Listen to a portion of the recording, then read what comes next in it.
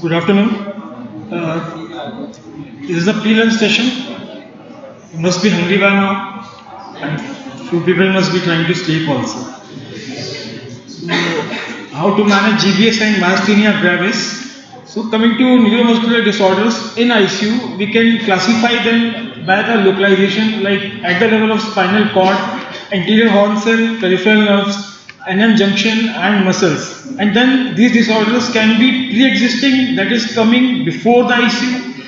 Then they will be previously undiagnosed or new onset in the ICU. And then thirdly, critical illness related. So we will primarily be focusing on myasthenia gravis and Guillain-Barré syndrome. They can be pre-existing, that is patient coming to ICU with the diagnosis of GBS or myasthenia gravis, or diagnosed in the ICU with these complaints. So Guillain-Barré syndrome, it is a disorder which affects brain and spinal cord, nerve, that's it. This is a normal nerve, axon, myelin sheath, node of Ranvier, and when myelin is affected, axons are affected by some pathology, it leads to Guillain-Barré syndrome. So that's the very basic of it. So it is the most common and most severe acute paralytic neuropathy. So now we will be discussing a few cases with you, so that will be an interactive session. So it's a 42-year-old male, progressive weakness for 7 days. It started in his legs, making it difficult to climb steps, followed by difficulty in grasping objects.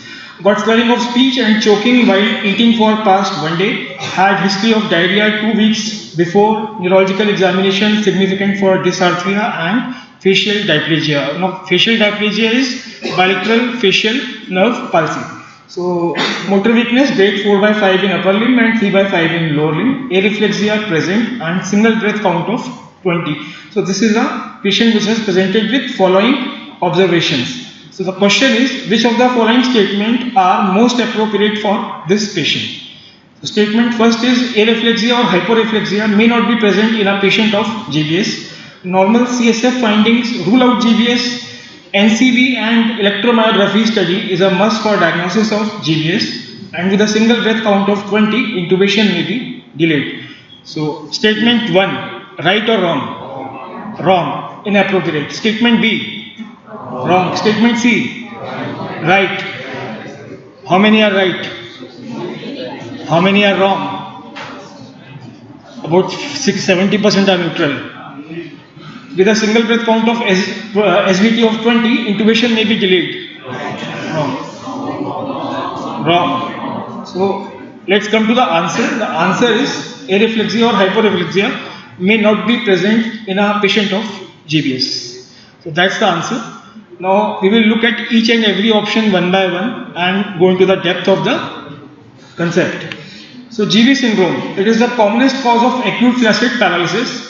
Incidence is 1 to 2 per 1 lakh population per year. Incidence is increasing every decade, probably because of increasing incidence of Campylobacter jejuni infection. Frequent antecedent symptoms includes fever, cough, sore throat, nasal discharge, and diarrhea. So, what is the natural course of disease? It often occurs 2 to 4 weeks after a flu-like or a diarrheal illness. So, there is a flu-like illness, there is a diarrheal illness, there is some triggering event.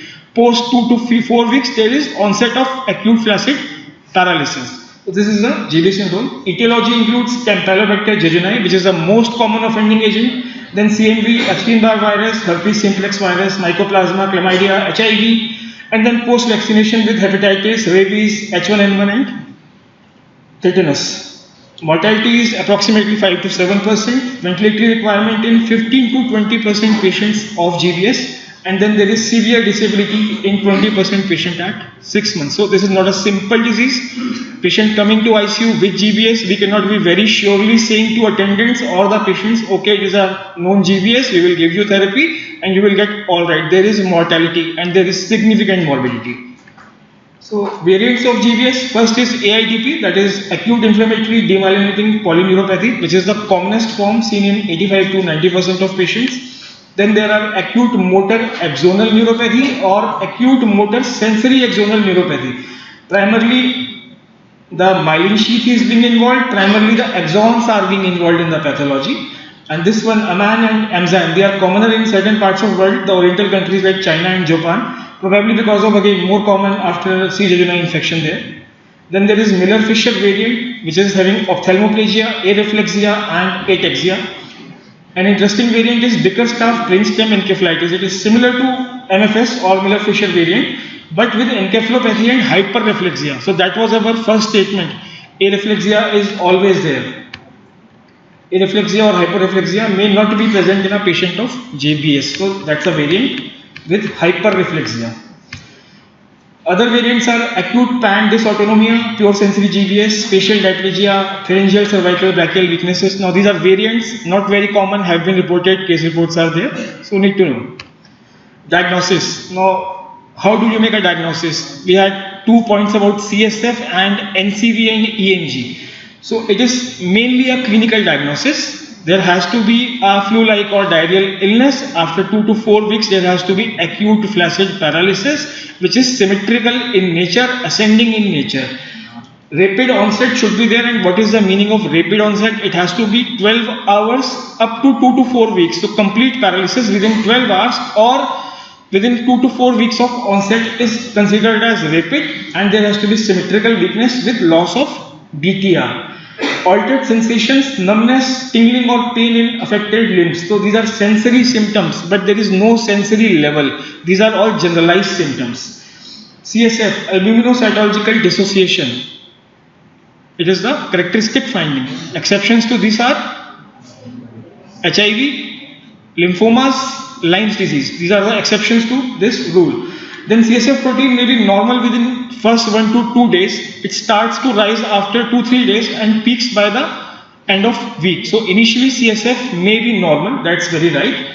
NCV and EMG, they give evidence of nerve conduction slowing or blockage. They are not required for diagnosis. They are supportive of diagnosis. There may be places where NCV and EMG may not be even available.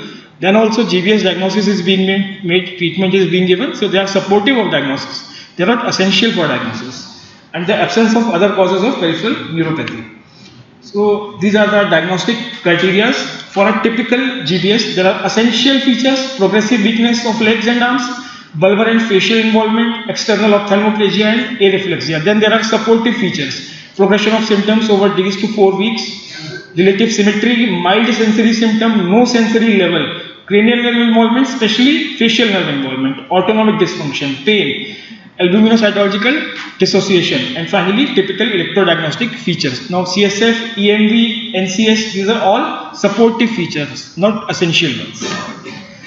So when we know the features which support the diagnosis of GBS, we should also know the features which are against the diagnosis of GBS in a patient presenting with paralysis. So severe pulmonary dysfunction with limited weakness is against it. Severe sensory signs, sharp sensory level, bladder or bowel dysfunction at the onset. Dysautonomia is a feature of GBS, but in a later stage, not at the early stage. Fever at onset, slow progression, marked persistent asymmetry of weakness, persistent bladder bowel dysfunction, and increased number of mononuclear cells in CSF, that is more than 50. These are against the diagnosis of GBS. So coming to pathogenesis, we'll quickly overview the pathogenesis in a very basic way. We'll not go into the depth of it.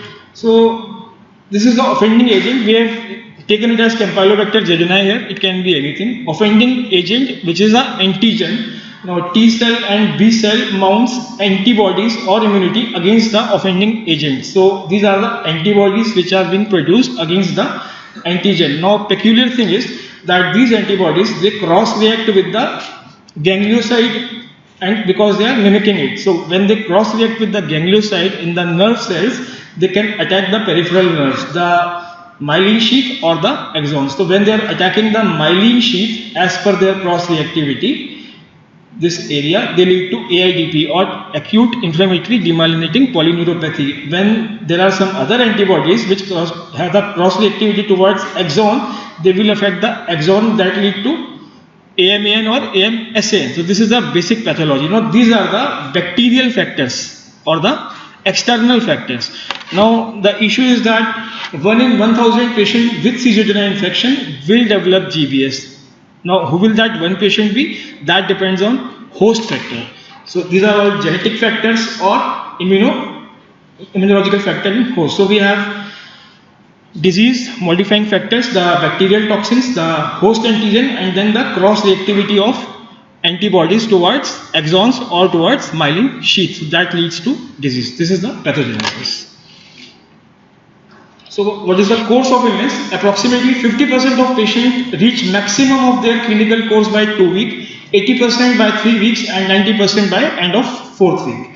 Progression of symptoms beyond 4 weeks is termed as SIDP, subacute inflammatory demyelinating polyneuropathy, and progression beyond 8 weeks is designated as chronic inflammatory demyelinating polyneuropathy.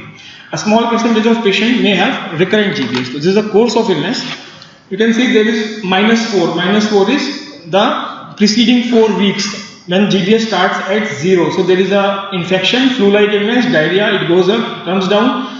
After 4 weeks, there is no weakness during the first 4 weeks, and this is the antibody, anti-ganglioside antibody. The level of anti-ganglioside antibody starts to rise. The weakness, it is increasing this way. It reaches a maximum and then it resolves. So this is the natural course of disease. As the anti-ganglioside antibody titer is being decreased, weakness is also improving. So we have 3 phases. One is the weakness phase, which lasts for maximum 4 weeks. Most patients 2 weeks, then plateau phase, and then there is a recovery phase, which is much slower. Coming to electrodiagnostic studies, NCV, nerve conduction velocity is slowing. As myelin sheath is affected, nerve conduction velocity is slowed down. There are conduction blocks. Patchy reduction in NCV, which is less than 60% of normal, seen in most of patients. In axonal form of GBS, that is AMAN and AMSAN, there is decreased distal motor or sensory amplitudes. H reflexes may be absent and F responses may be prolonged. These are very typical findings of a GBS patient. May be normal in 20% patients, so not essential for diagnosis of GBS, only supportive one. Coming to management of these patients, now GBS can be divided into mild, moderate and severe. Now what is severe GBS? Inability to walk unaided or requirement of mechanical ventilation is what we call severe GBS. Now these are the patients who will be admitted to ICU for management. So apart from general ICU care, which we give to every patient, there are 3 major concerns in GBS patient. One is when to intubate, that is controlling the respiration. So it's a major decision when to intubate or not to intubate as of now. Second is autonomic dysfunction, and then plasmapheresis or intravenous immunoglobulins, like which are the patients who should receive this therapy or which one of them. So these are the 3 major decisions that we need to make. Now, case 2, 37-year-old female presents with 1 week of ascending paresthesia and weakness with shortness of breath. On examination, she is moderately tachypneic and tachycardic with, so keep note of that, moderately tachypneic and tachycardic with accessory muscle contraction upon inspiration, areflexia and proximal upper and lower extremity weakness. Pulmonary function tests were done. FVC of 14 ml per kg, mean inspiratory pressure of -23 centimeter water, mean maximal expiratory pressure of 41 centimeter water. Now blood gases are given. So what is your opinion? We should intubate? Yes. What is the best next step? Initiate rapid sequence intubation immediately for this patient. Initiate a prolonged or guided or short and IV course. Initiate non-rebreather mask ventilation. Monitor closely with frequent pulmonary function tests. A. Everyone agrees with the A? Anyone who doesn't agree with the answer A? No one. So all are knowledgeable. You don't agree. Fine, we'll come to find out. So this is the answer. Initiate RSI immediately. And why so? So how do we decide need for intubation in patients of GBS, or we can say any neuromuscular disorder, patient presenting with any neuromuscular disorder? How do we decide the need for intubation? Now ABGs and SpO2 here can be grossly misleading, can lead to harm of patient. So there are clinical findings and then there are objective assessment criteria. Clinical findings include rapid progression of weakness. Fine. Patient started having weakness in lower limbs yesterday night, presented to you today, and it has reached up to the intercostal muscles, diaphragm. Patient is having bulbar involvement. Intubate, do not wait. Fine. Bulbar weakness. Staccato speech. What is staccato speech? When the patient is not able to complete one sentence without being breathless. Poor cuff reflexes, use of accessory muscles, abdominal paradox, and finally coming to single breath count, which we saw in our First question, we will look at it. Then there is objective assessment, including vital capacity less than 20 ml per kg or absolute value less than 1 liter is an indication for intubation. Maximum inspiratory pressure more than minus 30. More than minus 30 means minus 10, minus 20, minus 25, minus 26. This is more than minus 30. Intubate. Maximum expiratory pressure less than 40. Intubate. So this is what we call a 20, 30 and 40 rule. 20, 30 and 40 rule for patients of neuromuscular disorders, not specifically for GBS, but can be used here. Or a 30% drop in any of these parameters over a 24-hour period. So ABGs can be misleading. Delay in early aggressive airway control may happen. So do not look at ABGs only. So coming to single breath count. What is single breath count? We ask the patient to inhale maximally and then we ask the patient to count from 1. If he is able to count up till 25 or more than 25, it suggests normal respiratory muscle function. If the count is 20 or less, it is suggestive of respiratory muscle failure. So single breath count test correlates with peak expiratory flow rate and forced expiratory volume. Very reliable for testing. So case 3, it is a 54-year male with severe GBS and now dysautonomia resulting in recent cardiac arrhythmias, develops progressive abdominal pain and distension. Abdominal X-ray reveals adynamic ileus. What is the most appropriate next step in the management? So we have GBS, we have dysautonomia, we have adynamic ileus, gastroparesis. How do we manage? C, rectal tube and G section. Any other answer? Intravenous? Neostigmine. This one, okay. So why not neostigmine? I will not go with neostigmine. Why not neostigmine? Dysautonomia. This patient is at risk of severe bradycardias and tachycardias. Neostigmine or pyridostigmine can cause severe bradycardia. There is no pathological obstruction. This is dysautonomia induced by GBS disease per se. So if we treat the disease, we will probably overcome the adynamic ileus or gastroparesis. So answer is rectal tube and NG section. Why not metoclopramide? Again, risk of bradycardia.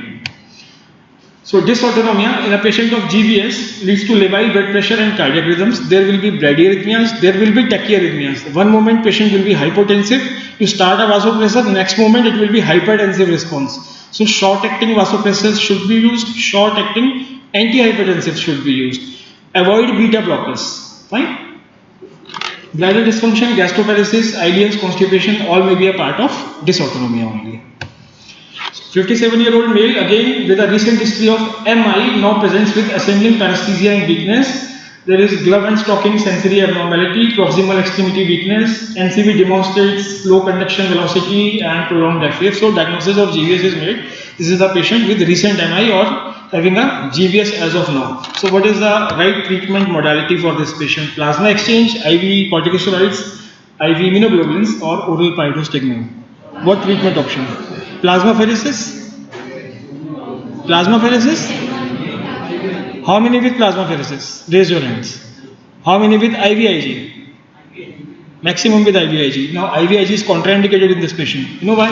It will cause hyperviscosity. He is a patient of recent MI. Right? So answer is plasma exchange. So immunotherapy in the form of IVIG or plasmapheresis.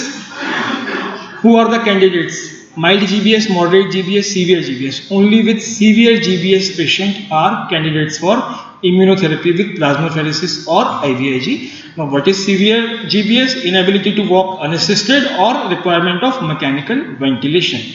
Now what are the modalities? One is plasma exchange, one is IVIG. Plasma exchange has greatest benefit within 2 weeks of onset of disease, can be given up to 4 weeks for severe disease for those presenting in late fashion. IVIG is equally effective within 2 weeks, not after 2 weeks. So within first 2 weeks, both are equally efficacious. But again, plasmapheresis has got problems related to infrastructure. It is not available everywhere. IVIG, although more commonly used because of availability and ease of administration, again has its own contraindications like IgA deficiency and renal failure, stroke or myocardial infarction patients. So plasmapheresis, the GBS study group recommends 200 to 250 ml plasma per kg body weight over 7 to 14 days in a 3 to 5 treatment cycles. Plasmapheresis in general is recommended for patients who have reached or approaching the inability to walk unaided, who require intubation or demonstrate a fall in vital capacity, or who have a weakness of bulbar musculature leading to dysphagia and aspiration. So again, coming down to only two things. One is inability to walk unaided and requirement of intubation. Now that requirement of mechanical ventilation or intubation may be because of risk of aspiration, maybe because of respiratory failure, maybe because of n number of causes in GBS. Coming to IVIG, it is equally efficacious and has become the preferred treatment because of its relative ease of administration. Plasmapheresis may not be available at all centers. The dose is 0.4 gram per kg into 5 consecutive days. So that is 2 gram per kg dose divided in 5 doses.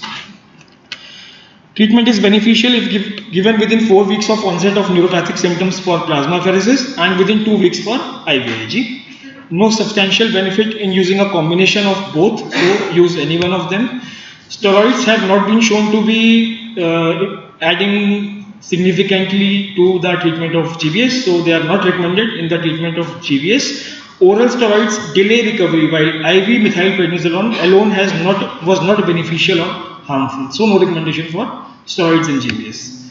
So just summarizing the scenario, we have a clinical suspicion of GBS. We confirm it with CSF and electromyographic and nerve conduction studies. So if it is normal, we repeat after 1 week. If it is abnormal, we use the cursor. If it is abnormal, diagnosis is confirmed. We look for monitor for bulbar functions, blood pressure, dysautonomia, vital capacity, severity. If it is not severe, conservative management. If severe, doesn't walk unaided, bedbound or vital capacity decreasing pulmonary function test, we go for mechanical ventilation and finally immunotherapy. So that's the whole scenario. Finally, these are the patients of GBS admitted in our ICU, probably mechanically ventilated. So general ICU care should be there. Lung protective ventilation, it's universal now. Weaning trials to be given as soon as possible. Tracheostomy, if required, more than 10 days. Relief of pain has to be there. Now this is a very painful condition. There can be early nociceptive pain in back and proximal limbs, which is managed mainly with non-steroidal anti-inflammatory drugs. Secondly, there can be late neuropathic pain. Gabapentin or pregabalin is the drug of choice. Antipsychotics to be given as per the clinical scenario. TBT prophylaxis. TBT prophylaxis is of utmost importance in these patients. It is the second most common cause of death in these patients. First is again pulmonary complications, infections. Second is TBT related complications. Nutrition has to be taken care of. Coming to myasthenia gravis. Now, Guillain-Barré syndrome, it was a disorder of nerve tissue, myelin sheath, axon. Myasthenia gravis is a disorder of neuromuscular junction. It is autoantibody mediated. Very rare disorder, 3 to 4 per million per year is the incidence. Got 2 peaks, females suffer in the earlier age group, males suffer in the later age group. Myasthenic crisis. What is myasthenic crisis? When a diagnosed patient or known patient of myasthenia gravis on treatment requires mechanical ventilatory support, we call it myasthenic crisis. And now these are the patients who will present to your ICU. 15 to 20% of patients of myasthenia gravis will have myasthenic crisis once in their lifetime, and out of these 75% will have one episode of myasthenic crisis within 1 year of diagnosis. So what are the clinical features? Fatigable weakness. The patient says, I am very fine in the morning. I wake up, I am very fine. I get fatigued while working, and when I rest, I again get fine. So this is the typical feature of myasthenia gravis. Ocular, bulbar involvement, limb involvement is very common. Ocular involvement is what differentiates it from GBS. Except for Miller-Fisher syndrome, there is no ocular involvement in Guillain-Barré syndrome. So there are autoantibodies. There are 3 kinds of autoantibodies. One is anti-acetylcholine receptor antibody, which is the most common variant. Then there is anti-MuSK or muscle-specific tyrosine kinase receptor antibody. With this, there is prominent bulbar muscle weakness. Then there is anti-SN or anti-striational muscle antibody, which is positive in 90% patients with a thymoma. So the case is a 32-year-old female patient, known case of myasthenia gravis. She is on regular medication with oral pyridostigmine, had dysuria, went to some local practitioner, was given some intramuscular injection, records are unavailable, got progressive weakness, diplopia, bulbar involvement, slurring of speech, deteriorating symptoms. Despite increasing dose of pyridostigmine, patient was intubated in ED. Intubated in ED, so she is in myasthenic crisis in spite of increasing doses of pyridostigmine. So got pinpoint pupil and muscle fasciculations are present. So how do you manage this patient? I've given the answer. So anyways, we'll discuss it. What is the most appropriate step in the management of this patient? We start IV immunoglobulin. Now that is the answer for this question. It is the immunotherapy available for myasthenic crisis. The option B is start IV methylprednisolone 100,000 milligram immediately. Why is this thing wrong? Okay, this is not the answer, but why not the answer? Because in acute crisis, corticosteroids initially worsens the weakness. So corticosteroids should not be started while in myasthenic crisis. Increasing the dose of pyridostigmine to 60 mg every 4th hourly. No, this is not an option. Why? Cholinergic crisis. The patient is having pinpoint pupils and fasciculations. So already she is having increasing doses of pyridostigmine, so she may be in cholinergic crisis. We have to avoid pyridostigmine as of now. Neostigmine, same reason, we have to avoid. Right? So answer is IVIG. Diagnosis primarily based on clinical feature. Then there is hydrophonium test. What is hydrophonium test? There is improvement of muscle strength with hydrophonium. And then there is EMG, decrement of compound muscle action potential by 10% on repetitive stimulation. And then autoantibodies level and CT scan or MRI to look for thymic abnormality. So this is how myasthenia gravis is diagnosed. Patients with myasthenia gravis have low number of AChR at NM junction, that is acetylcholine receptor. So acetylcholine released from motor nerve terminal is metabolized by acetylcholine esterase. Now hydrophonium is a short-acting acetylcholine esterase inhibitor. So makes acetylcholine more available at the NM junction. That's why the weakness improves. This is the pathology. What triggers myasthenic crisis? Most common is infection. In 40% cases, pneumonia, upper respiratory tract infections, aspiration, medications like aminoglycosides, quinolones, clindamycin, macrolides. Now, our patient in the case given had some IM injection given by some local practitioner, following which she had myasthenic crisis. Maybe some antibiotic was given.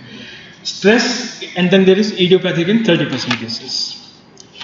So this patient, 27-year-old female, presents with history of myasthenia, respiratory rate 30, accessory respiratory muscle exertion, no paradoxical breathing, secretions are pooling, PO2 is 87, PCO2 37, pH almost compensated, and pulmonary function test FVC of 21, MIP of minus 22, MEP of minus 34. So what we should do? A, answer A, raise your hands. 10 people. Answer B, no one. Answer C, answer D, maximum.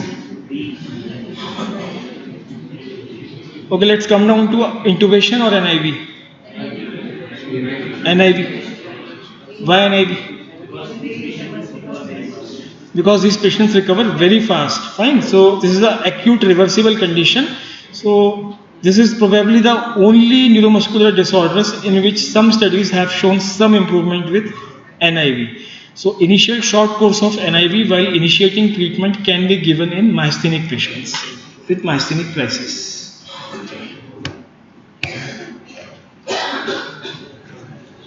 Finally, a decision to intubate is made. What is your preferred agent?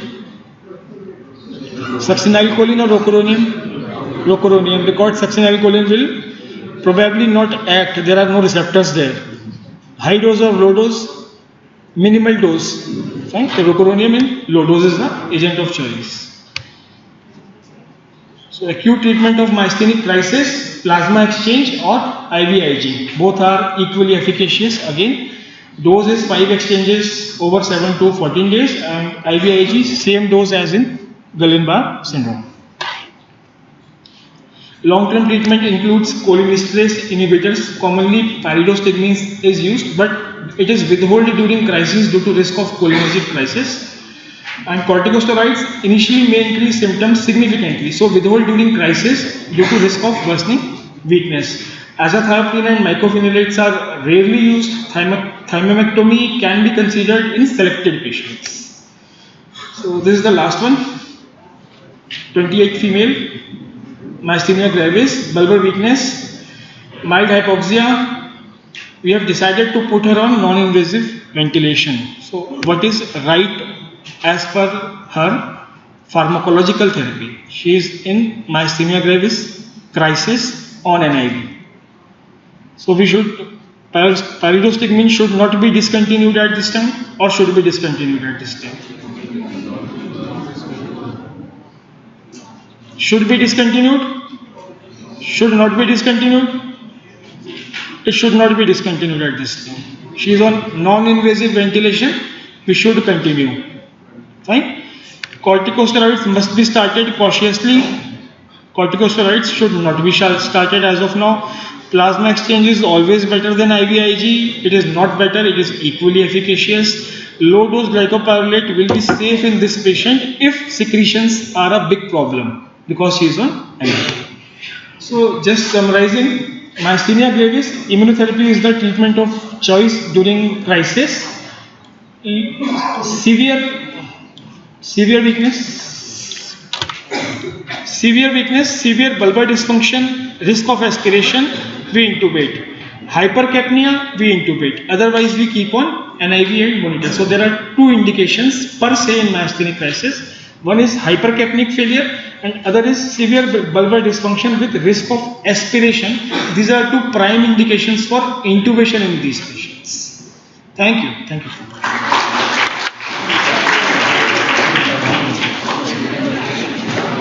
Thank you, sir. So we dispersed for the lunch.